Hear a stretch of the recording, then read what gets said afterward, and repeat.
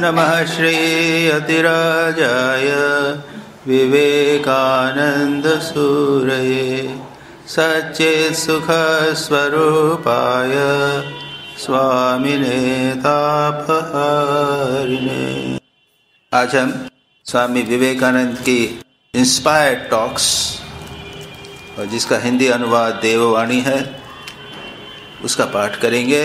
जो हमारा सीरियल चल रहा है उसी का हम आगे पाठ करेंगे। हमने इसके अंदर जुलाई 14, 1895 उसका पाठ हमने किया था। कुछ बचा हुआ था, हम आगे पढ़ते हैं। Treeness or the idea of tree, found out among trees is knowledge and the highest knowledge is one. पहले मैं इंग्लिश पढ़ लेता हूँ, फिर हिंदी पढ़ लूँगा। Personal God is the last generalization of the universe, only hazy, not clear-cut and philosophic. Unity is self-evolving, out of which everything comes. Physical science is to find out facts. Metaphysics is the thread to bind the flowers into bouquet. Every abstraction is metaphysical. Even putting manure at the root of a tree involves a process of abstraction. Religion includes the concrete, the more generalized, and the ultimate unity. Do not stick to particularizations. Get to the principle, to the one. और ये जो यहाँ पर record किया गया है, English में किताब में पढ़ रहा हूँ, इसमें प्रत्येक वाक्य के बाद में डॉट डॉट डॉट दिए। मतलब ये है कि जो रिकॉर्ड है वो अधूरा है, थोड़ा सा रिकॉर्ड किया गया है, नहीं किया गया।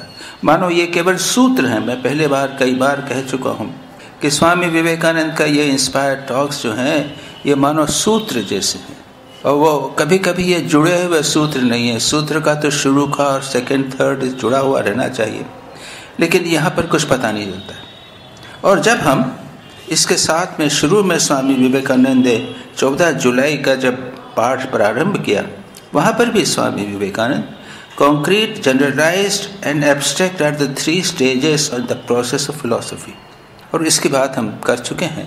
वे कहते हैं, स्वामी विवेकानंद ने पहले जहाँ प्रारंभ किया वहाँ से भी वो कहते हैं कि धर्म दर्शन की युक्ति संगत इसलिए कहते हैं। दार्शनिक चिंता प्रणाली के 3 सोपान हैं। प्रथम स्थूल वस्तुओं का पृथक पृथक ज्ञान, कॉन्क्रीट। द्वितीय, इन सभी को एक एक श्रेणी में रखना अथवा उनके बीच सामान्य का आविष्कार करना, जनरलाइज्ड।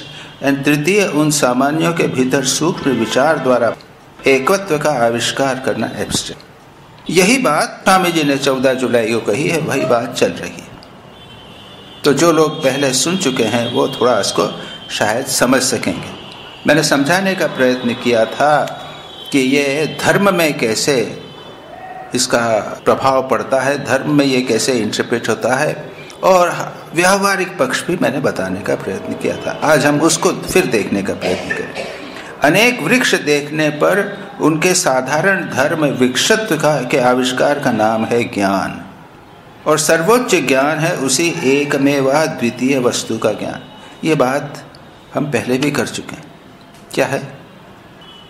जब भौतिक जीवन के संबंध में आते हैं तो वही बात पहले भी हुई थी। ये वस्तुएं हैं, ये पिलर है, दूसरा पिलर है, तीसरा पिलर है। ये जो खंबे हैं, ये खंबे किससे बने हुए हैं? पत्थर से बने। जमीन भी पत्थर से बनी हुई है। तो एक खंबा है, ये कंक्रीट हो गया, एक हो गया, अलग हो गया, लेकिन उसमें अपने समानता प्राप्त की। ये सब पत्थर है। तो पत्थर जहां भी है वो सब पत्थर हो। फिर ये पत्थर और पेड़, ये तो भिन्न है। उसमें भी हमने एकत्व लाया कि ये सब जड़ पदार्थ। फिर आगे चलें तो चेतन पदार्थ है, मानव आ गए। तो चेतन, इन जड़ में और चेतन में भी एक सामान्य चीज आ गई, एकत्व आ गया, जिसको स्वामी विवेकानंद कहते हैं एकमेवाद्वितीयम वस्तु। उनके पीछे भी एक सत्ता है। आधुनिक विज्ञान कहेगा उसके पीछे इलेक्ट्रॉन्स एंड प्रोटॉन्स है, एटम है। लेकिन वेदांत के अनुसार, धर्म के अनुसार क्या कहेंगे? एकमेव अद्वितीयम, एकम एव अद्वितीय सत ब्रह्म स्वरूप विद्यमान है सबके अंदर। तो ये ज्ञान की प्रक्रिया है। एक हम स्थूल से प्रारंभ होते हैं, हम लिमिटेड सीमित वस्तु से प्रारंभ होते हैं और अंत में हम पहुंचते हैं एक जो सर्वव्यापी विद्यमान एक वस्तु है, उस पर पहुंचते हैं। समस्त जगत प्रपंच का चरम सामान्य अथवा साधारण भाव ही है सगुण ब्रह्म। केवल वह अस्पष्ट है एवं सुनिर्दिष्ट और दार्शनिक विचार सम्मत नहीं है। छोड़िए, वही एक तत्व स्वयं अभिव्यक्त हो रहा है, उसी से सब कुछ हुआ। ये अभी हमने देख लिया, वही एक तत्व है। इलेक्ट्रॉन, प्रोटॉन्स कहिए, ये जो भी है उसी के स्पंदन इत्यादि से सारा जगत बन रहा है। सांख्य कहता है कि प्रकृति के माध्यम से, प्रकृति जो है वो 3 गुणों वाली है, सत्व, रज और तम। इन 3 गुणों के स्पंदन इत्यादि से सारा जगत निकल रहा है। स्वामी जी यही कहते हैं, वही एक तत्व स्वयं अभिव्यक्त हो रहा है, उसी से सब कुछ हुआ। तो सांख्य वाले 2 तत्व मानते हैं, एक पुरुष और प्रकृति। और अंत में स्वामी विवेकानंद अद्वैत वेदांत में जाके कहते हैं, नहीं, पुरुष प्रकृति 2 चीज नहीं है। क्या है? एक ही है, एकमेवाद्वितीयम सदैव सौम्य इदमग्र आसीत एकमेवाद्वितीयम। छांदोग्य उपनिषद में कहा है सौम्य।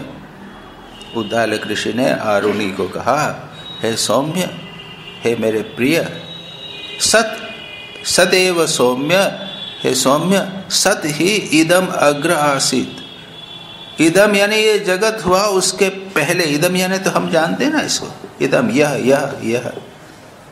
इसके पहले क्या था? केवल सत था, केवल एक तत्व एग्जिस्टेंस, सत मात्र था। उसको हम लोग ब्रह्म कहें, उसको ईश्वर कहें, कुछ भी कहें।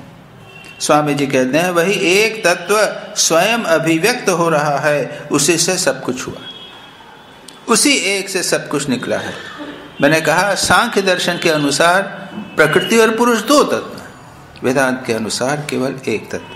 पदार्थ विज्ञान का कार्य घटनावली का आविष्कार है और दर्शन मानो इन विभिन्न घटनावली रूप फूलों की माला गूंथने के लिए एक सूत्र के समान है।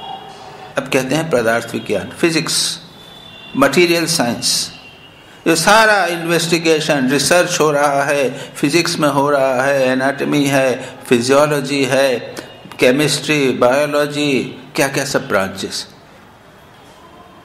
ये क्या है? भौतिक विज्ञान। तो स्वामी जी क्या कहते हैं कि यह जो भौतिक विज्ञान है वह क्या करता है? क्या वस्तुएं हैं? कार्य घटनावली का आविष्कार करना है, फाइंड आउट फैक्ट्स। ये टेबल है, ये कैसे बनी? मेटाफिजिक्स। और इसके पीछे क्या है? दर्शन मानो इन विभिन्न घटना रूपी फूलों की माला गूंथने के लिए है। अब इसके पीछे दर्शन शास्त्र, फिलॉसफी, तो क्या करती है? उसको थोड़ा समझाने का प्रयत्न करती है। अब बच्चे को समझा दिया कि ये खिलौना है, ये ऐसा है, ऐसा है, ऐसा है, ये H2O पानी जो है वो कैसे बनता है, वो हाइड्रोजन ऑक्सीजन के मिलने से बनता है, इत्यादि सब बता दिया। उसके आगे चलिए, मेटाफिजिक्स क्या कहता है, दर्शन क्या कहता है? नहीं, इसके पीछे एक सत्ता है, तुम इसको अलग अलग समझ रहे हो। ये विभिन्न विज्ञान है, फिजिक्स, केमिस्ट्री, बायोलॉजी, जूलॉजी, ये विभिन्न विज्ञान जो हैं, इनके पीछे एकमात्र सत्ता, ज्ञान की सत्ता। सभी के पीछे एक ज्ञान विद्यमान है। उसको हमने भौतिक शास्त्र में, उसको केमिस्ट्री में, वो विभिन्न प्रकार से अभिव्यक्त हो रहा है, लेकिन पीछे केवल एक ज्ञान स्वरूप विद्यमान। इसी ज्ञान की विभिन्न शाखाएं हो रही। ये किसने कहा? मेटाफिजिक्स या दर्शन शास्त्र ने कहा। तो स्वामी जी कहते हैं कि विभिन्न घटना रूपी फूलों की माला गूंथने के लिए एक सूत्र के समान है ये दर्शन। दर्शन जो है सबको मिला देता है, कहता है देखो तुम्हारी anatomy, physiology, zoology, biology, chemistry, physics, ये सब जितने हैं ये सब ज्ञान ही हैं। तो एक ज्ञान की एक रस्सी या एक माला, इसमें इन सब फूलों को मिला दिया। अच्छा, चिंता की सहायता से एक का आविष्कार करना, एक ही सर्वत्र विद्यमान है, ये दर्शन का क्षेत्र है। क्या कहते हैं?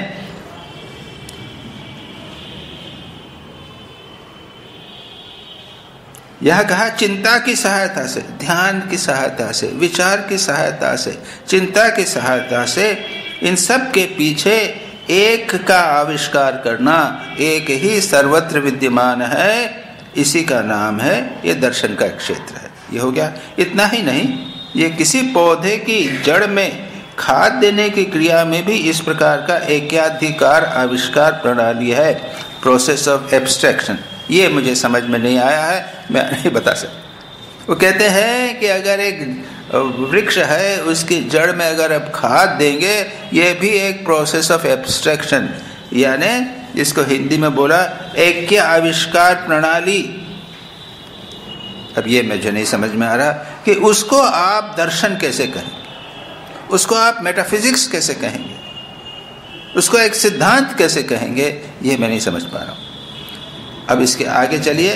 रिलीजन इंक्लूड्स द कॉन्क्रीट, ये हम कर चुके हैं, बहुत महत्वपूर्ण है, बार बार कहा जाता है, और ये बात हमें जो भी हम लोग धार्मिक हैं उनको दिमाग में बिठानी चाहिए। पुनः कहते हैं, धर्म के भीतर स्थूल तथा अपेक्षाकृत सूक्ष्म तत्व और चरम एकत्व, ये तीन भाव हैं। इंग्लिश में कहा है, religion includes the concrete, the more generalized and the ultimate unity.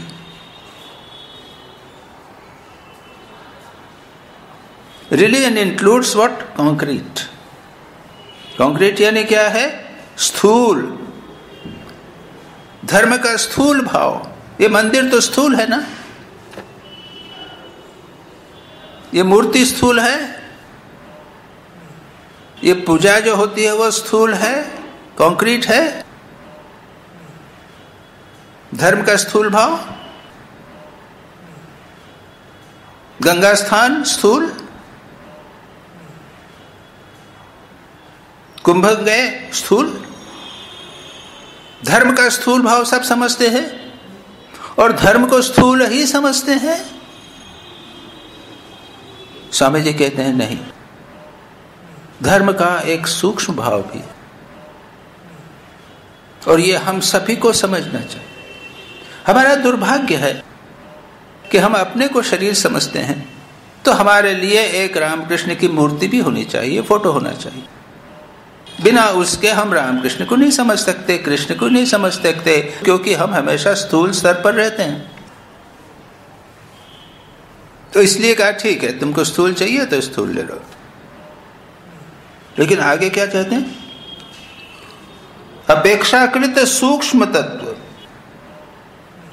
Concrete more generalise, अपेक्षाकृत सूक्ष्म तत्व। और अल्टीमेटली स्वामी जी कहते हैं, do not stick to particularization, get to the principle, to the one. केवल स्थूल या विशेष को लेकर मत रहो,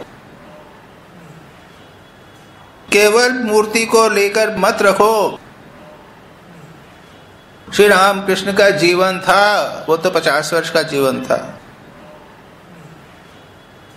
कामारपुकुर में जन्म और काशीपुर गार्डन हाउस में उनका शरीर चला गया, तो हो गया, उनकी पूरी घटनावली हो गई इतने में। ये तो स्थूल भाव हुआ। उसके पीछे कितना महान सूक्ष्म भाव। सत्य में प्रतिष्ठित, काम कांचन का त्याग, वो रामकृष्ण चालीसा हमने जो पढ़ा था तो उसके अंदर सारा वर्णन है उसका। हम सब समझते हैं श्री रामकृष्ण जो है वो केवल एक व्यक्ति नहीं है जो एक स्थान पर जन्म लिया, एक समय में जन्म लिया और किसी समय में उनकी मृत्यु हो गई। श्री रामकृष्ण जीवित हैं, अभी भी भाव रूप में जीवित हैं, अभी भी आदर्श के रूप में जीवित हैं। अगर श्री रामकृष्ण की पूजा करनी हो तो काम कांचन त्याग कीजिए। अगर श्री रामकृष्ण का ध्यान करना हो तो अपने जीवन में सत्य को प्रतिष्ठित कीजिए। तो देखिए श्री रामकृष्ण क्या हुआ, केवल स्थूल या नहीं, चरम सूक्ष्म तत्व पर जाना है। अपेक्षाकृत सूक्ष्म तत्व, धर्म कहा अपेक्षाकृत सूक्ष्म तत्व। यहां पर नैतिकता आ जाती है, दर्शन आ जाता है। यह आ जाता है कि श्री राम कृष्ण जो हैं वो घनीभूत सच्चिदानंद के विग्रह हैं। और उसके बाद में कहते हैं do not stick to particularization, केवल स्थूल या विशेष को लेकर रखो, उस चरम सूक्ष्म तत्व में, उस एकत्व में चले जाओ। Get to the principle, to the one. Shri Ramakrishna से प्रारंभ करो, लेकिन एक पर जाओ, वन यानी सच्चिदानंद पर जाओ। क्या है? पर ब्रह्म पराशक्ति जगत रूप राम कृष्ण, हमने गान किया था ना। तो वहां से प्रारंभ हुआ है तो वहीं जाना है, वह पहचानना है। श्री रामकृष्ण की जीवनी और घटनावली का वर्णन करते हुए भी ये याद रखना है कि ये परब्रह्म पराशक्ति जगत रूप है। राम नाम संकीर्तन, राम का ध्यान कीजिए, लेकिन हमेशा याद रखिए शुद्ध ब्रह्म परात्पर राम। भगवान राम के लीला स्थान अयोध्या का दर्शन कीजिए, चित्रकूट में जाइए, सब जगह आप जाइए, लेकिन याद रखिए कि शुद्ध वह है, शुद्ध ब्रह्म परात्पर राम। ये इसको कहा एकत्व पर चलो। Get to the principle, to the one. एक है सच्चिदानंद। ये बहुत महत्वपूर्ण बात स्वामी जी बार बार कहते हैं, और मैंने पिछली बार संभवतः कहा था कि नहीं कहा था। हमारे गुरुदेव स्वामी यतीश्वरानंद जी महाराज से मैंने पूछा कि महाराज मेरे इष्ट कौन हैं, तो उन्होंने त्रिसत्य करके 3 बार कहते ना, त्रिसत्य बंगाली में 3 बार, उन्होंने कहा all pervading consciousness is the इष्ट ऑफ ऑल। बाप रे, ऑल परवेटिंग कॉन्शियसनेस, सर्वव्यापी चैतन्य सत्ता ब्रह्म जो है वो सबके इष्ट। अरे सबके इष्ट, सबके इष्ट। जो काली, दुर्गा, राम, रामकृष्ण, कृष्ण, जिसका भी उपासक है, सबके लिए बना दिया। All pervading consciousness is the ईस्ट ऑफ ऑल, ये स्टेटमेंट है उनका। मैंने कहा if I am not able to meditate on that, all pervading, फिर कहते हैं all pervading consciousness is the ईस्ट ऑफ ऑल, त्रिसत्य करके। और यही बात स्वामी विवेकानंद कहते हैं, get to the principle, to the one, जो एक है, सर्वव्यापी है, जो पूर्ण सिद्धांत है, उस चरम सूक्ष्म तत्व, हिंदी में ट्रांसलेशन किया है, चरम सूक्ष्म तत्व को सदा याद रखना, एकत्व में चलो। इस सेक्शन में जो 14 जून जुलाई वाला है, उसमें यही बात बार बार कही गई है, हम पहले भी पढ़ चुके हैं इसको। अमेरिका में स्वामी विवेकानंद ने कुछ लोगों को, सिलेक्ट लोगों को, और मैं जब लिया, मैंने कहा कि माँ कैसे इसको करूं, ना कठिन है। रामचरितमानस पढ़ना होता, श्रीमद् भागवत पढ़ना होता, बड़ा अच्छा है। वहां तो अवतारों की कथा है, श्री कृष्ण की लीला है। रामचरितमानस में बीच बीच में तत्व की बात है, बाकी राम की लीला है। इतना आसान है, समझा दिया, एक के बाद एक पढ़ दिया। गीता पढ़ना भी आसान। लेकिन यहां पर तो स्वामी जी पूर्ण उच्चतम वस्तु की बात बार बार कर रहे हैं, बार बार। और आगे अगला जब आएगा उसमें थोड़ा सा शंकराचार्य की बात होगी, साधना की बात होगी, वेदांत की बड़ी अच्छी अच्छी बातें। पर यहाँ पर यह जो पोर्शन है, इसको समाप्त करते हुए स्वामी जी कहते हैं कि उस चरम सूक्ष्म तत्व में, उस एकत्व में चले जाओ। श्री रामकृष्ण को प्रणाम करते हुए हमेशा हमें याद रखना चाहिए कि ये परब्रह्म पराशक्ति जगत रूप रामकृष्ण।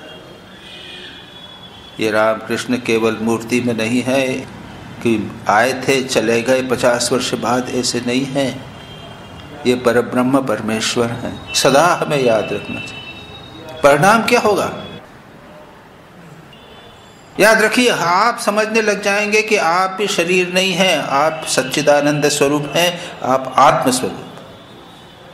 बिना स्वयं को आत्मा समझे क्या आप रामकृष्ण को परमात्मा समझ सकते हैं? दोनों एक साथ होता।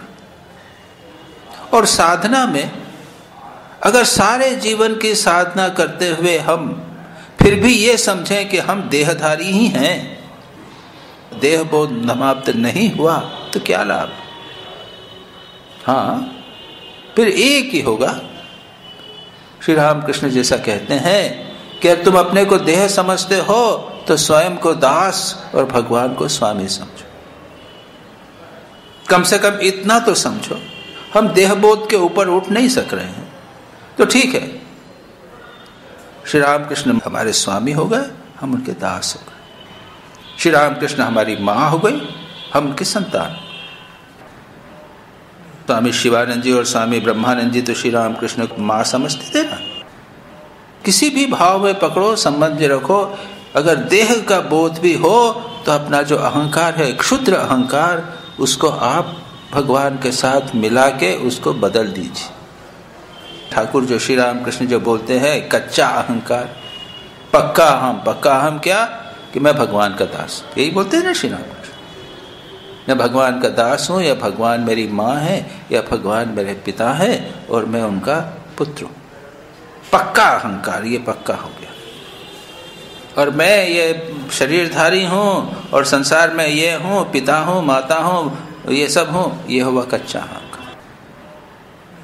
तो यहाँ पर तो स्वामी जी उससे ऊपर की बात कहते हैं, सच्चिदानंद की बात कहते हैं। एक बार याद रखना चाहिए हमेशा कि हम सच्चिदानंद हैं, प्रिंसिपल है, वो जो प्रिंसिपल है।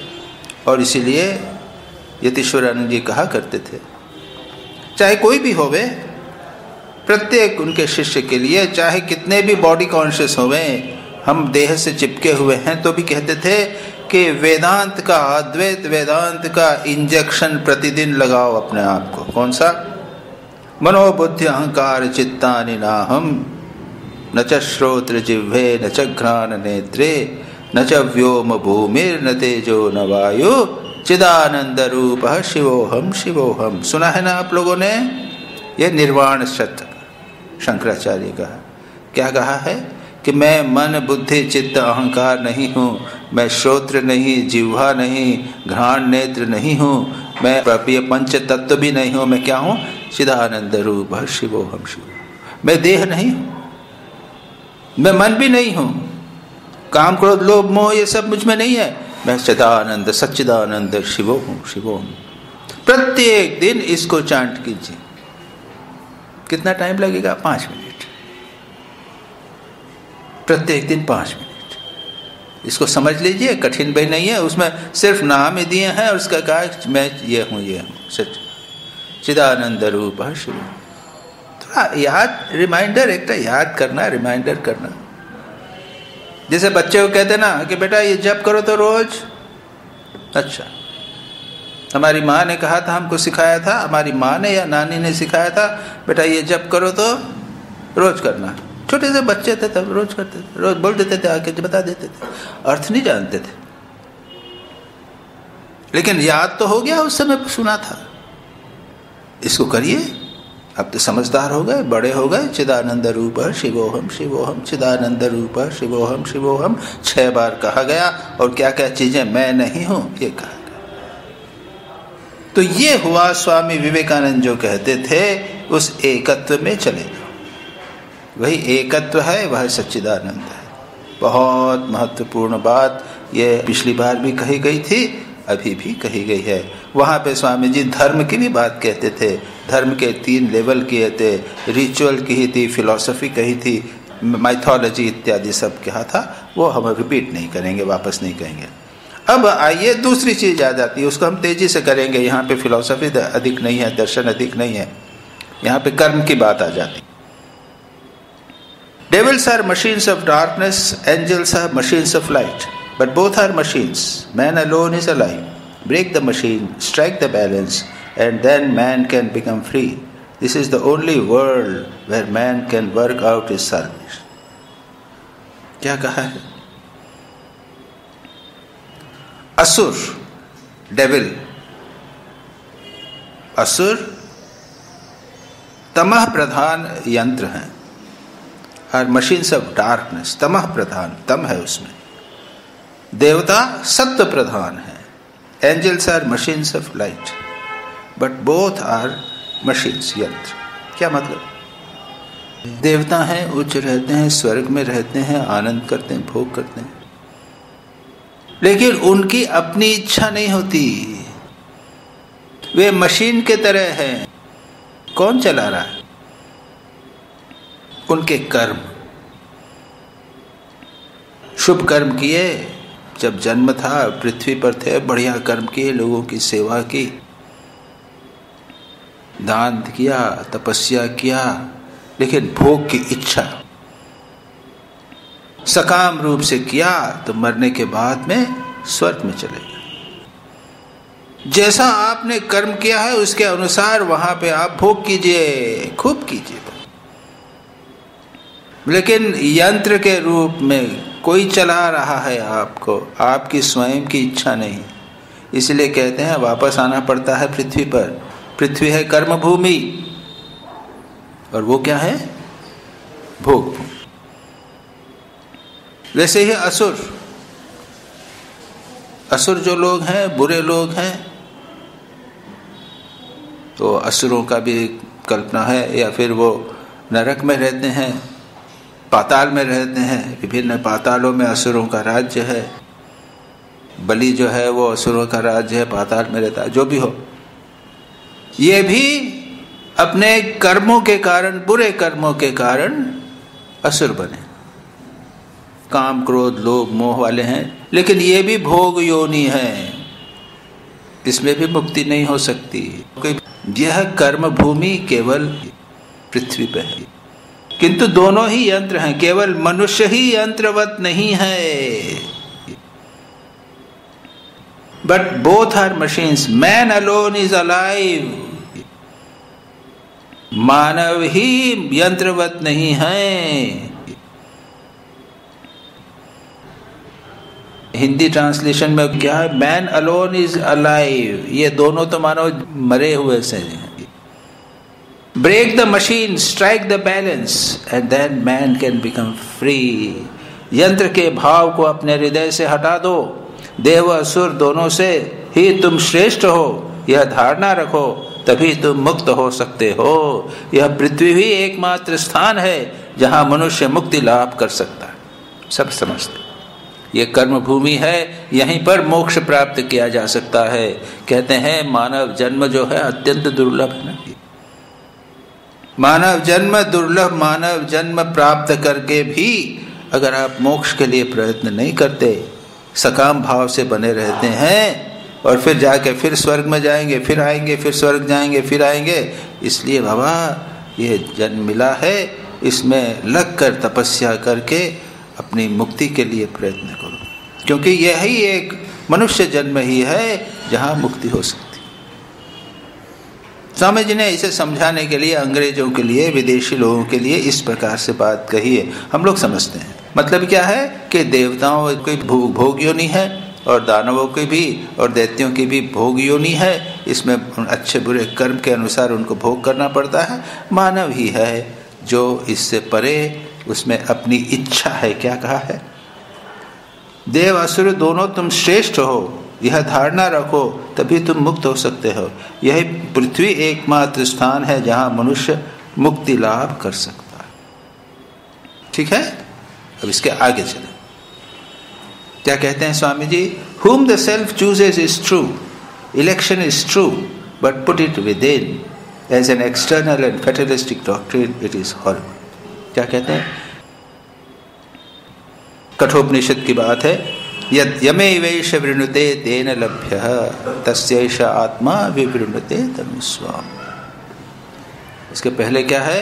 नायमात्मा प्रवचनतेन लभ्यः न मेधया न बहुना श्रुतेन यमेवेश वृणुते तेन लभ्य तस्यैष आत्मा विवृणुते धनुष्या। आत्मा प्रवचन के द्वारा, विधि के द्वारा नहीं प्राप्त होती। यमेवेश वृणुते, जो क्या कहा है, आत्मा जिसका वर्ण करती है, आत्मा जिसको चूज करती है, वर्ण करती है, उसके द्वारा वह प्राप्त होता है। तस्यैष आत्मा विवृणुते धनुषा। इसका एक दूसरा अर्थ ये भी है कि अगर हम भगवान को चाहें तो भगवान हमें प्राप्त होंगे।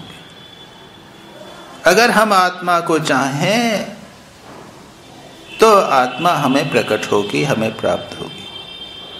यह अर्थ है आत्मा जिसे चाहती है, आत्मा, यह आत्मा जिसका वर्ण करती है,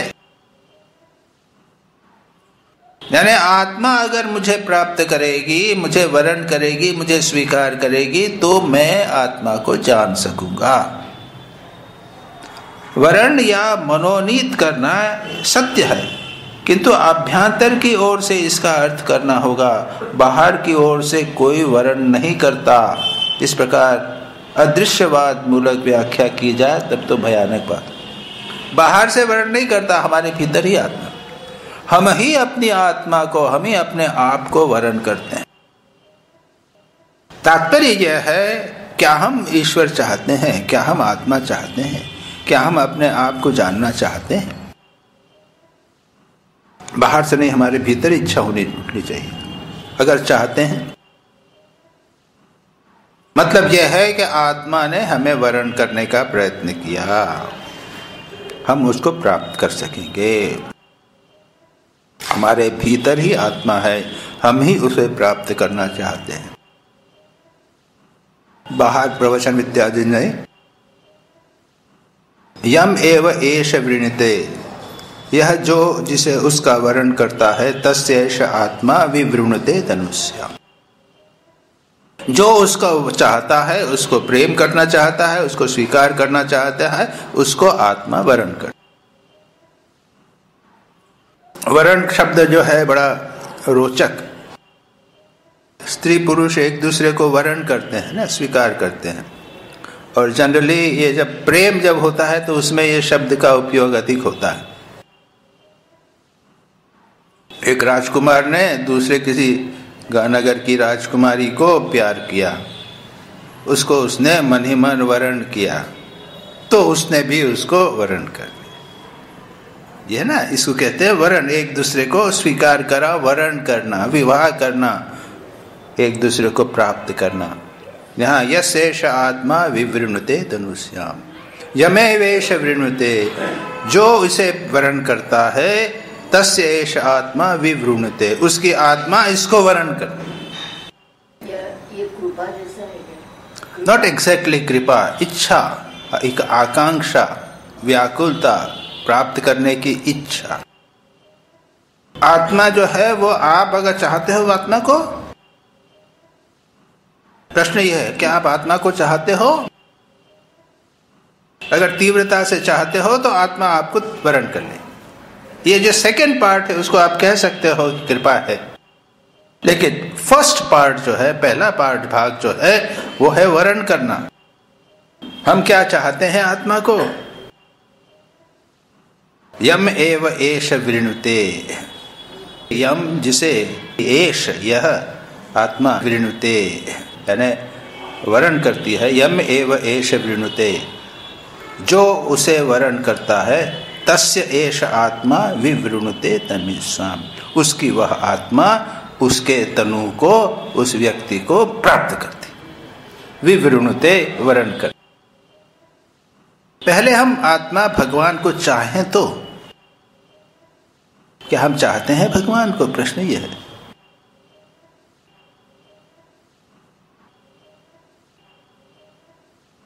प्रश्न ये है, उसे हम कहेंगे वर्ण। और आपने जो कहा कि ये क्या कृपा है, तो भगवान तो अपने आप को देने के लिए तत्पर बैठे हुए हैं। चाहता कौन? कृपा की वायु तो बह रही है, उसे ही प्राप्त होगी जो पाल तानेगा। कितने लोग पाल तानते, और पूरा पाल कितने लोग तानते हैं? तो थोड़ा सा पाल। अच्छा लगा, ठाकुर को पढ़ के अच्छा लगता है। ठाकुर व्याकुल थे, कहते थे ईश्वर दर्शन, वाह वाह, बड़ी अच्छी बात लगती है। भगवान के लिए रोना चाहिए। 3 जो है आकर्षण, सती का पति के प्रति प्रेम, माँ का संतान के प्रति प्रेम, और एक लोभी का धन के प्रति प्रेम, ये 3 एक साथ मिलके भगवान को पुकारो तो भगवान के दर्शन। वाह वाह, अरे एक का भी 10वां गुना हो जाए तो पाल तानना, ठाकुर बोलते हैं।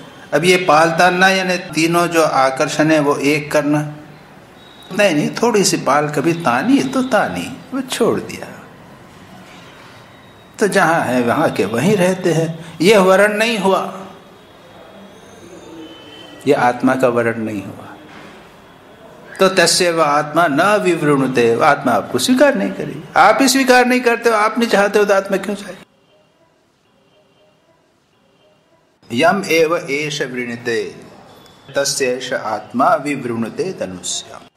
बड़ी सुंदर एक छोटा सा वाक्य है।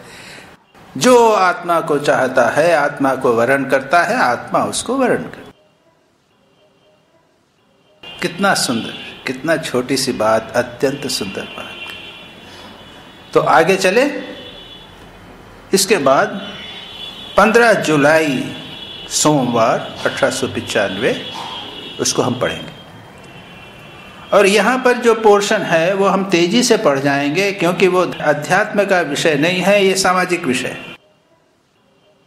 लेकिन आप लोगों को अच्छा लगेगा, क्योंकि स्वामी विवेकानंद ने यहाँ पे स्त्रियों की प्रशंसा की है। आप लोग को मालूम है ठाकुर का जन्मदिन इस बार वीमेंस डे था? नहीं मालूम? 8 मार्च महिला दिवस था। तो जो हो कहते हैं, where there is polyandry as in Tibet, women are physically stronger than men. When the English go there, these women carry large men up the mountains. In Malabar, although of course polyandry does not obtain, their women lead in everything. क्या है, हमको मैंने कहा ना कि ये सामाजिक विषय है, इसमें कोई धार्मिक बात नहीं है।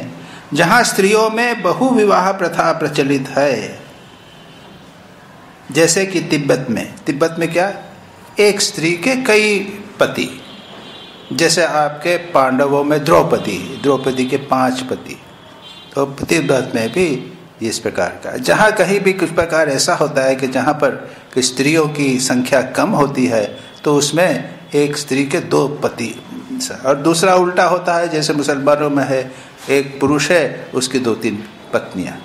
खैर, जो जहाँ स्त्रियों में बहुविवाह प्रथा प्रचलित है, जैसे कि तिब्बत में, वहाँ स्त्रियां पुरुषों की अपेक्षा अधिक बलवती होती हैं। जब अंग्रेज इस देश में जाते हैं, तब ये स्त्रियां हट्टे कट्टे पुरुषों को अपनी पीठ पर लाद कर पहाड़ों पर चढ़ती हैं। यानी पीठ के ऊपर पुरुष बैठ जाता है, कुर्सी लगा देते हैं, लकड़ी की बेत की कुर्सी, उसके ऊपर बैठ जाता है, वो पीछे की तरफ देखता हुआ, मैंने कहीं फोटो देखा है इसका, और वो ऐसा झुकती हुई वो चली जाती। आप कल्पना कीजिए कितनी स्ट्रांग नारियां होती। मलबार देश में स्त्रियों का बहुविवाह नहीं होता, परंतु वहां सभी विषयों में स्त्रियों का प्राधान्य है। सैनिक, शिक्षक, दरवान, मजदूर आदि सभी काम स्त्रियां करती। सैनिक का काम, और तो सैनिक तो आजकल तो हो गया ना, लेडीज की बटालियन बन रही है। अच्छा, उसके बाद में पुलिस वाले, फिर शिक्षक।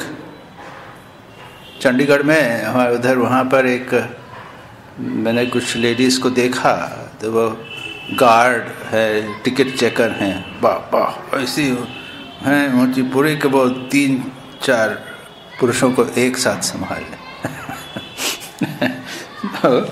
शिक्षक, दरवान, मजदूर आदि सभी काम स्त्रियां करती हैं।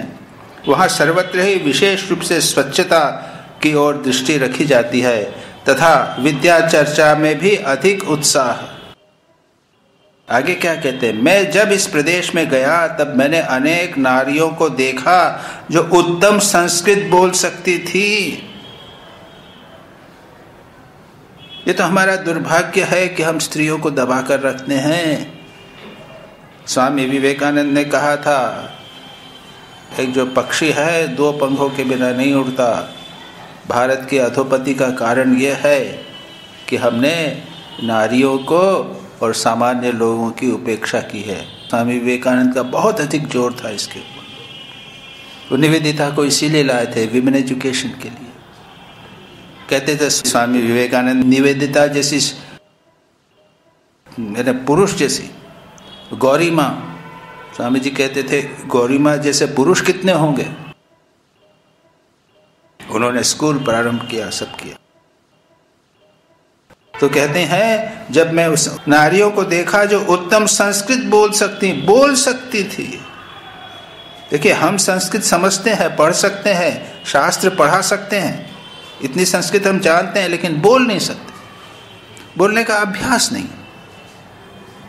अगर ऐसे स्थान पर रहें कि जहां पर लोग बोलते हों तो हमको तत्काल आ जाएगा, आसानी से आ जाएगा। तो स्वामी जी चाहते थे संस्कृत, और हमारे यहाँ पे भी रामकृष्ण मिशन में भी संस्कृत को बहुत महत्व दिया जाता। तो नारियां उत्तम संस्कृत बोल सकती थीं, किंतु भारत में दूसरी जगह 10 लाख में एक व्यक्ति भी संस्कृत बोल सकता है या नहीं, इसमें संदेह। और मलाबार में अनेक स्त्रियां।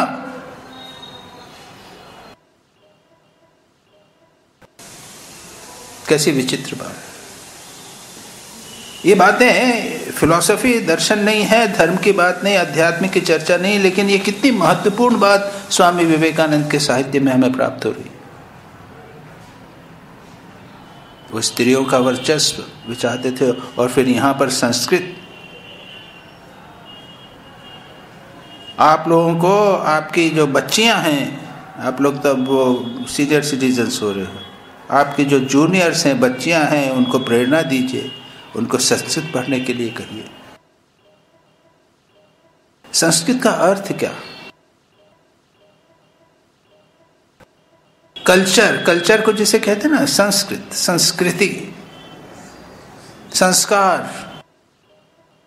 एक मनुष्य को, एक सामान्य मानव है, वो पशु जैसा है, उसको हम शिक्षा देते हैं, उसको डिसिप्लिन करते हैं और अनुशासन करते हैं, और उसके बाद में वो एक संस्कृत यानी सुसंस्कृत सिविलाइज्ड व्यक्ति होता है। कल्चर्ड संस्कृत, ये वर्ड आते हैं। तो संस्कृत भाषा को क्यों कहा? आप लोग पता नहीं कितनी जानते हैं, लेकिन आप पढ़ने का कोशिश कीजिए। उसको पढ़ने में आपका मन इतना संस्कृत हो जाएगा कि बस, इतना डिसिप्लिन हो जाएगा। ये बहुत महत्वपूर्ण बात है। एकदम डिसिप्लिन हो जाएगा, मन पूरी तरह से सुसंस्कृत हो जाएगा। इसका हिंदी डिसिप्लिन का हम मीनिंग नहीं मिल पा रहा है, केवल सुसंस्कृत मिल पा रहा है। संस्कृत शब्द का अर्थ ही संस्कृत है, और कुछ नहीं। मन संस्कारित हो जाएगा, सुसंस्कृत हो जाएगा, अनुशासित हो जाएगा, सुसंस्कृत। एक व्यक्ति, सामान्य व्यक्ति जिसने संस्कृत नहीं पढ़ी हो, और दूसरा व्यक्ति उसी जाति इत्यादि, उसी सामाजिक क्षेत्र का संस्कृत पढ़ा हुआ हो, आप देखेंगे दोनों में अंतर, उनके व्यवहार में अंतर, बातचीत में अंतर। लगता है कि यह आदमी सुसंस्कृत। संस्कृत पढ़ने मात्र से यह हो जाता। सचमुच बहुत महत्वपूर्ण बात। तो यह स्वामी जी बहुत अच्छी बात कहते हैं भारत की दूसरी जगह 10 लाख में एक व्यक्ति भी संस्कृत बोल सकता है या नहीं, इसमें संदेह। स्वाधीनता में उन्नति होती है और दासता से अवनति ही होती है। पोर्तुगीज या मुसलमान कभी भी मलाबार को जीत नहीं पाए। मलाबार में क्यों नहीं हुआ ये, क्यों संस्कृत बढ़ी, क्यों वहाँ पर स्त्रियाँ जो है सुसंस्कृत हैं। कहा ना कि वहाँ स्त्रियों का प्राधान्य क्यों है, क्योंकि वहाँ पर इतिहास की दृष्टि से मुसलमान या पोर्तुगीज लोग कभी भी उसको जीत नहीं सके, मलाबार में जीत नहीं सके। उसको जीत लेते तो फिर वो बदल जाता, अदास्ता आ जाती थी, स्वाधीनता नहीं रहती थी। स्वाधीनता आवश्यक है, सब कुछ करने की स्वाधीनता होना चाहिए। स्वाधीनता, freedom is the first condition of growth, Swami Vivekananda स्वयं कहते हैं कि संस्कार के लिए, जीवन में विकास के लिए फ्रीडम सबसे महत्वपूर्ण बात, स्वाधीनता होनी चाहिए। अब आगे चले, थोड़ा सा और है। द्रविड़ लोग मध्य एशिया की एक अनार्य जाति के हैं। आर्यों से पहले ही वे भारत में आए थे और दक्षिणारण्य के द्रविड़ लोग सर्वापेक्षा सभ्य थे। उनमें पुरुषों की अपेक्षा स्त्रियों की सामाजिक अवस्था उन्नत थी। बाद में वे विभक्त हो गए, कुछ बेबीलोनिया में चले गए, शेष सब भारत में ही रह गए। ये द्राविड़ों के लिए। भारत में संस्कृतियां कई प्रकार की, कुछ मुख्य संस्कृति जैसे आर्य संस्कृति, आर्य हम समझते हैं इंडस वैली सिविलाइजेशन, जैसे हमने कहा ये पंजाब से, वहाँ पर से, उस तरफ से, पूर्व से। अब जो आर्य लोग कहते हैं कि आर्यों का आक्रमण जो भी हुआ, आर्य यहाँ के थे, बाहर के जो भी हो, लेकिन तो एक है आर्य संस्कृति, दूसरी है श्रमण संस्कृति। कहा श्रमण संस्कृति? बौद्ध धर्म और जैन धर्म। बिहार में विहार बोला करते थे, तो ये संस्कृति ये ईश्वर को नहीं मानते, जैन और बौद्ध ईश्वर को नहीं मानते, बहुत अंतर है। वो लोग वेदों को नहीं मानते, उनके अपने ग्रंथ हैं इत्यादि, तो उनकी संस्कृति बिल्कुल भिन्न है। एक दूसरे का इन दोनों के ऊपर प्रभाव होता है, अवश्य होता है। उसका भारतीय संस्कृति का प्रभाव जैन संस्कृति और बौद्ध संस्कृति में पड़ा, बौद्ध संस्कृति और जैन संस्कृति का हिंदू संस्कृति में प्रभाव पड़ा। तो हिंदू संस्कृति या न सनातन धर्म कहो या जैसे आर्य संस्कृति कहो, आर्य संस्कृति, उसके बाद में ये मागधान संस्कृति, या मैंने जैसा कहा अभी श्रमण संस्कृति, इसमें संन्यास को बहुत महत्व दिया। बुद्धिज्म में, जैनिज्म में संन्यास को बहुत महत्व दिया। भारत में तो 4 आश्रम है ना, वहाँ पे 4 आश्रम नहीं, गृहस्थाश्रम और संन्यासाश्रम। तो सन्यासी होना बहुत महत्वपूर्ण, सन्यास के बिना मुक्ति नहीं। हिंदू धर्म में ऐसा नहीं है, उसमें तो आप किसी भी आश्रम से हो सकता है। खैर, और तीसरी है ये द्राविड़ संस्कृति। स्वामी जी इसके बाद में कहते हैं कि Dravidians are non Aryan race of central Asia. ये पहले भारत में मध्य एशिया से ये लोग आए हैं, आर्य नहीं हैं। और those of southern India were most civilised, और ये जो आए जिसमें से जो दक्षिण में रहे हैं द्रविड़ लोग, वे सबसे अधिक सभ्य हैं। उनमें पुरुषों की अपेक्षा स्त्रियों की सामाजिक अवस्था उन्नत है। Women with them stood higher than men. उसके बाद they subsequently divided. उसके बाद में वे विभक्त हो गए, कुछ मिस्र और बेबीलोनिया में चले गए, शेष सब भारत में। तो ये स्वामी जी ने संक्षेप में ये द्रविड़, आर्यन इत्यादि की बात कही है। तो ये जो जुलाई 15 का जो अंश है, ये एक दूसरे प्रकार का है, सामाजिक पक्ष है, जो हमने संक्षेप में यहाँ पर देख लिया। और उसके बाद में 16 जुलाई का इसकी हम पाठ करेंगे अगले शनिवार को। 16 जुलाई जो है, इसमें वेदांत की चर्चा होगी, शंकराचार्य की चर्चा होगी। शंकराचार्य ने क्या किया है, कैसे वेदांत को हमारे सामने रखा है, उसको पढ़ेंगे।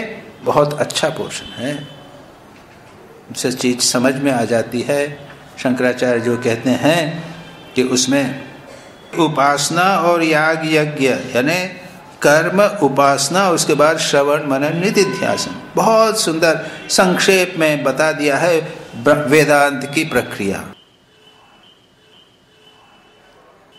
उसके बाद में उसको स्वामी जी और थोड़ा सा समझाएंगे। वर्क एंड वर्शिप दोनों होना चाहिए, ये सारी बात वे समझाएंगे, जिसकी चर्चा हम अगले शनिवार को करेंगे। तम देशिकेन्द्रं परमं पवित्रं विश्वस्य पालमधुरं यतीन्द्रं हिताय निर्णां नरमूर्तिमन्तं विवेक आनन्दमहं नमामि। नमः श्री अतिराजाय विवेकानन्दसूरये सच्चित्सुखस्वरूपाय स्वामिने तापहारिणे।